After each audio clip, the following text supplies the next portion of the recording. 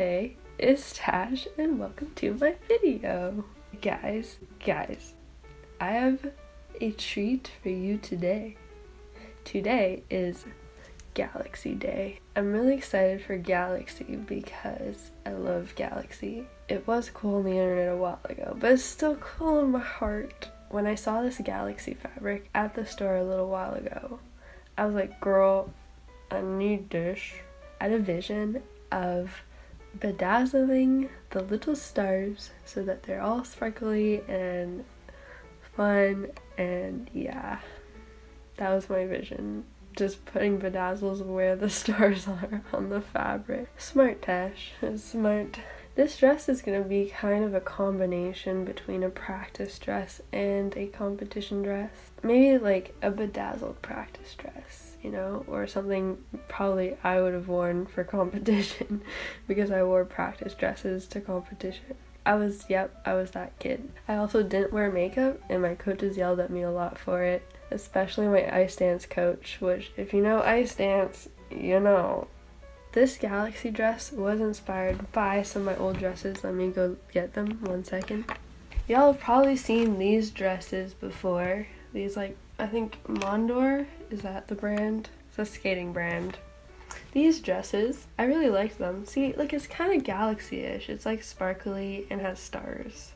And it's blue and like different colors. But this is my little kid dress. I did compete in this up to pre-novice, which it was small by then. But you know, I was just really comfortable. To me, competing, I just wanted to be comfortable.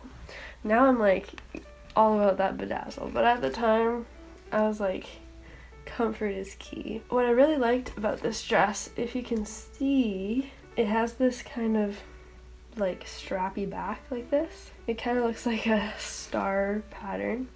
I really like that. So when I went to get a dress done for my tests, some ice dance tests, some skills tests, things like that, I got my dressmaker to make a dress, very simple. See, very classic Tash for being very simple. But the back had that same star pattern that I really liked and she copied it. So in making this dress, I was like, I kind of want that pattern, which I'll explain a little bit later. It didn't end up being that pattern exactly, but that was where the idea came from. It came from my old dresses. So let's make this dress, okay? Okay. I went into my skating dresses pattern Ziploc bag that has all the skating patterns that I've drawn up, and I picked the same one as last time and the time before, which is both the pattern I used for Rocket Man and tie-dye dress. Check those videos out. And I am awkward. So I took the same pattern as last time because I like it. And when I like a pattern, it just fits really good. And I don't really want to change it. So we're going with that one, boys. Let me double check what I did here. Out of that pattern, I cut out a front piece, a back piece, and 2 sleeves. Front piece, back piece, 2 sleeves.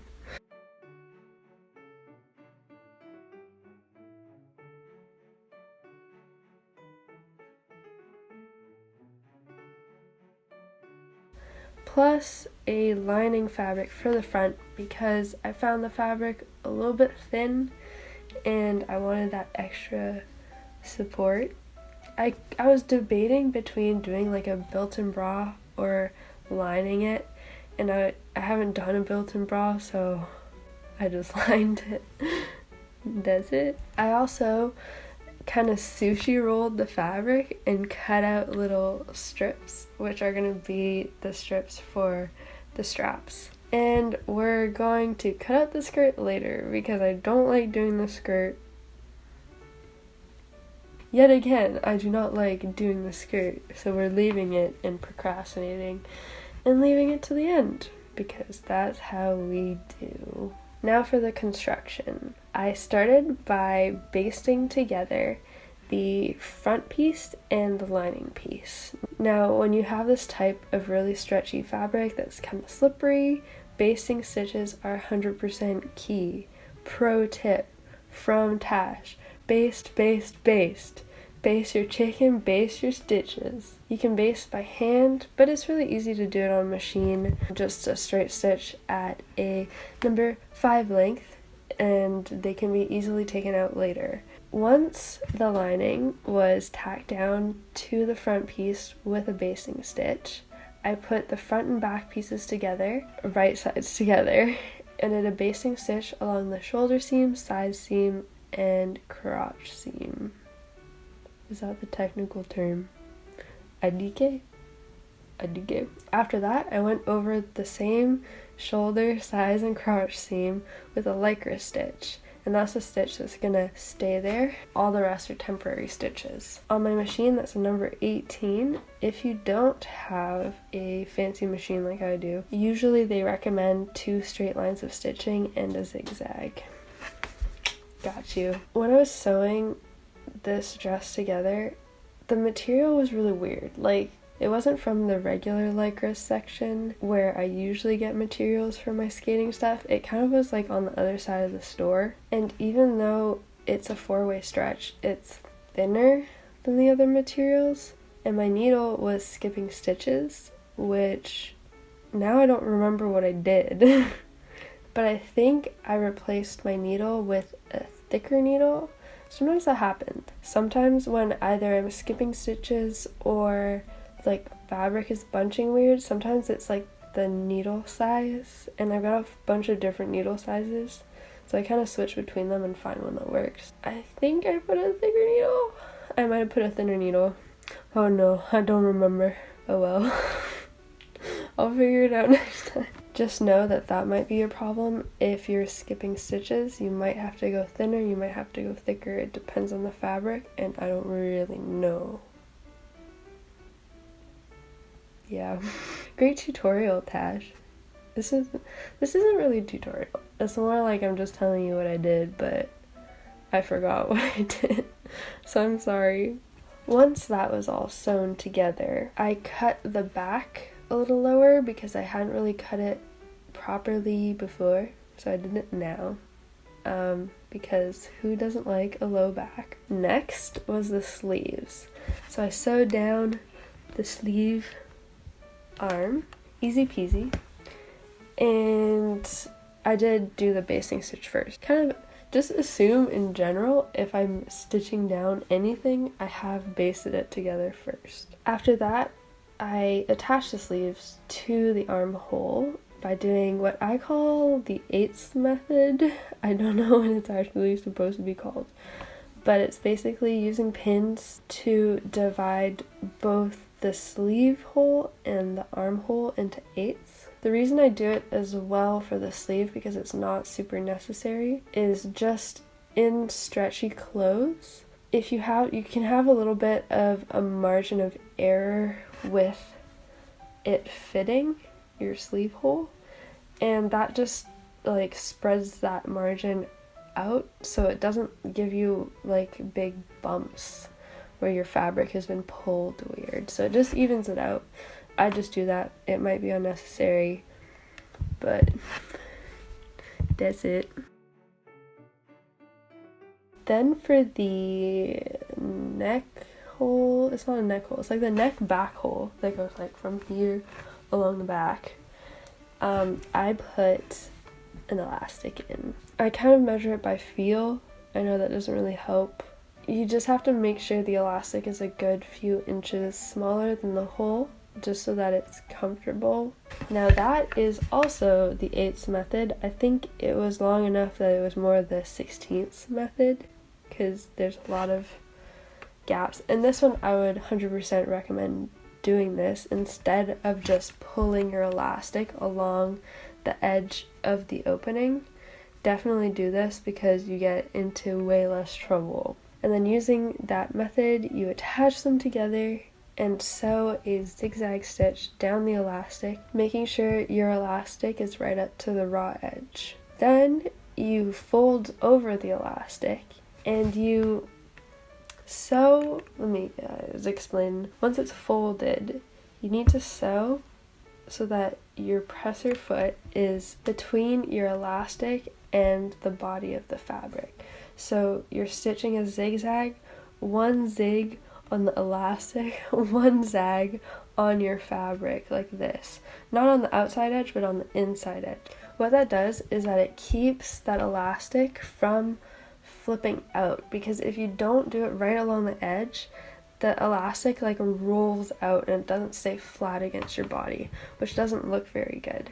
So make sure it's like kind of in the middle, and it's really satisfying and it looks really professional. So yeah, I got you. Another pro tip.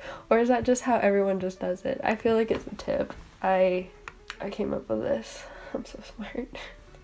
No, I'm pretty sure that's how you're just supposed to do it, but just a reminder, because I had to figure that one out the hard way. After that, I just did the exact same thing with the leg holes, exactly the same, with the 8s and everything, zigzag, stitching, elastic. Only thing I would say is usually for like a body elastic, I'd use a thinner elastic because it doesn't need to be as tight as a leg hole elastic. I usually use a little bit of a thicker one. But it's a bit of a trial and error. You figure out what you like. Next I had to finish the edges on the like sleeve hand openings. Yeah. I put a little loop at the top because I think that the pointy sleeves are really pretty. The little loop. And after tacking that down, I just folded over the fabric once and did a little zigzag stitch all around the edge. Now, because I had already had issues with my machine and this fabric, for the straps I was a little bit nervous to just go at it, so I decided to stabilize it with freezer paper. Freezer paper is really cheap and is really easy to iron on to fabric. Once that was ironed on, I just stitched down the length of the strap.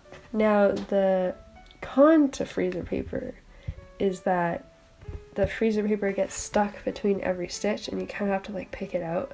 I don't have a better technique yet, and I don't know if there's better types of stabilizers. I know there are some that like dissolve and stuff, but freezer paper is really cheap. So I don't know. You let me know. Please let me know.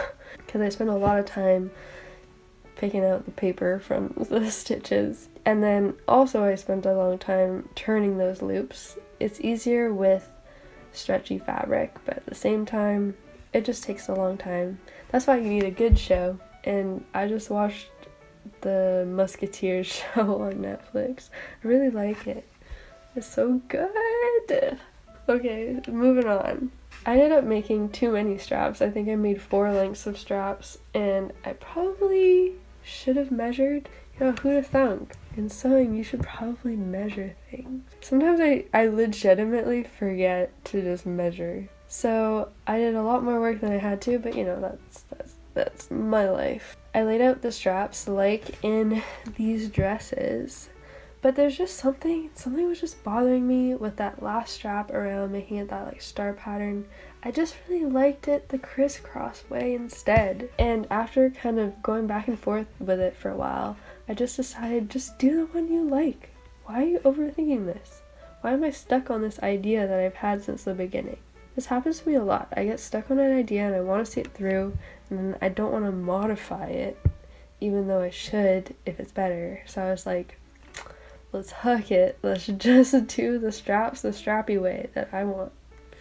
So they ended up just 2 on each side, crisscross. I like it. I think it looks good. Sometimes it's okay to change your mind.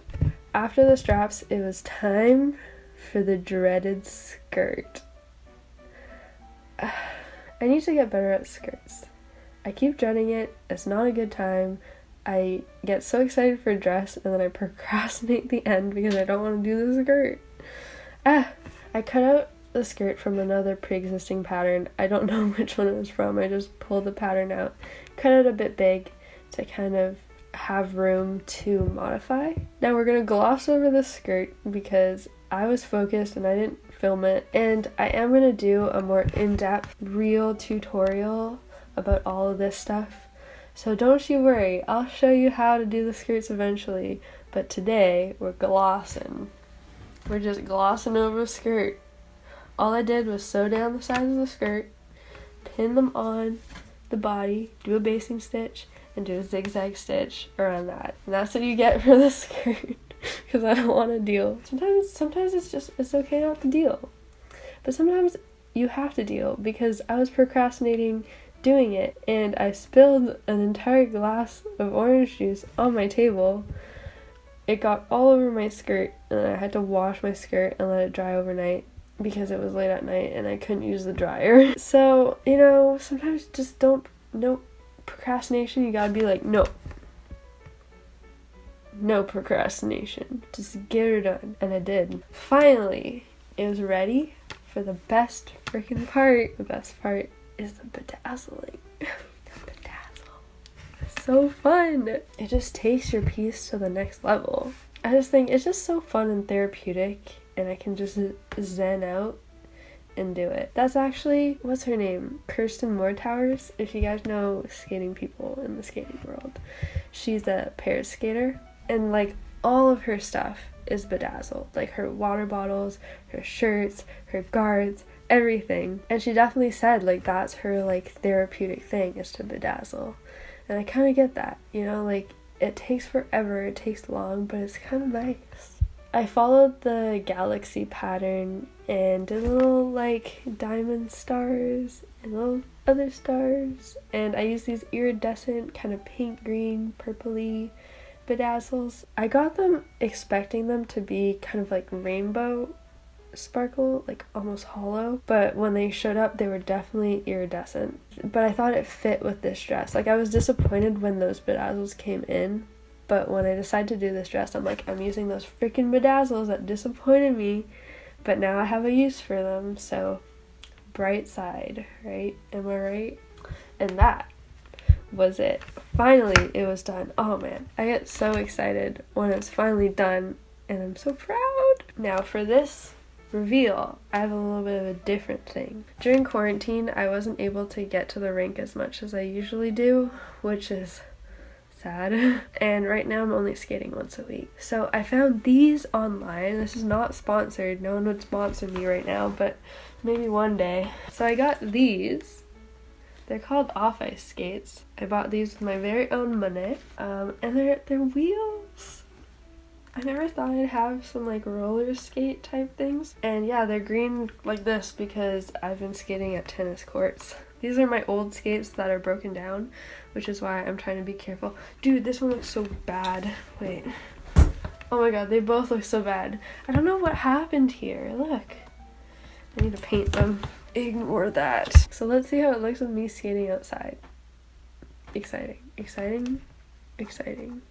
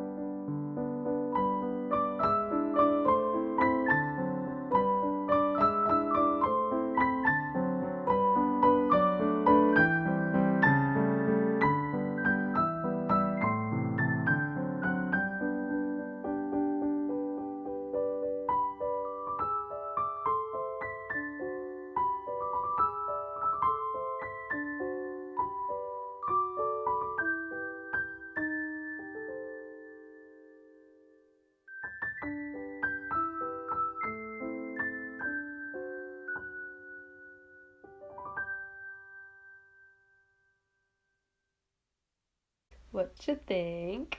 I was super happy with it. I think it's hella cute. But, you know, you let me know what I did well, what I didn't do well. I always want to know. So let me know what you think. And yeah, subscribe. Bye.